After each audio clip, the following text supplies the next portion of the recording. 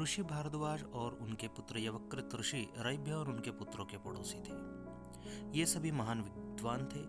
कई लोगों ने रैभ्य और उनके बच्चों के अधीन अध्ययन करने के लिए लंबी दूरी की यात्रा की। इससे यवकृत को ईर्ष्या होने लगी, लेकिन उनका पढ़ाई में मन नहीं लगता था। इसलिए उसने भगवान इंद्र से प्रार्थना करना शुरू कर दिया। यवकृत की तपस्या से प्रसन्न होकर भगवान इंद्र उनके सामने प्रकट हुए और उन्हें वरदान दिया।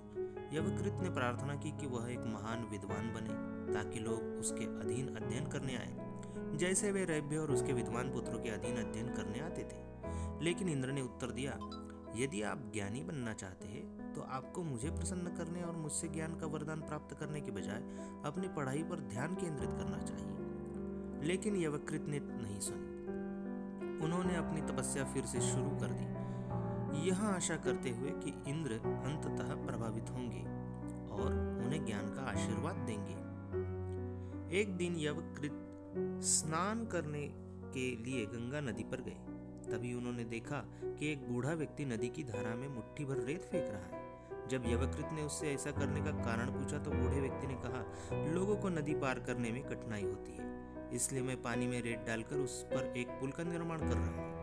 यवकृत प्रसन्न हुए और कहा, लेकिन आप इस तरह से पुल का निर्माण नहीं कर सकते, क्योंकि पानी आपके द्वारा फेंकी गई रेत को धोता रहेगा। इसके बजाय आपको पुल के निर्माण के लिए अधिक मेहनत करने और अधिक प्रयास और सामग्री लगाने की आवश्यकता है।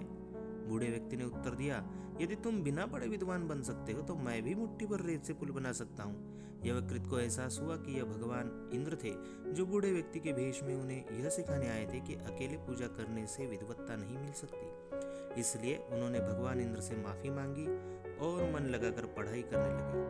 अपनी कड़ी मेहनत के परिणाम स्वरूप यवकृत भी समय के साथ एक महान विद्वान बन गए। इस कहानी से यह भी पता चलता है कि अगर हमें ज्ञानी बनना है तो पढ़ाई में कड़ी मेहनत करनी चाहिए। प्रार्थना कड़ी मेहनत का विकल्प नहीं है।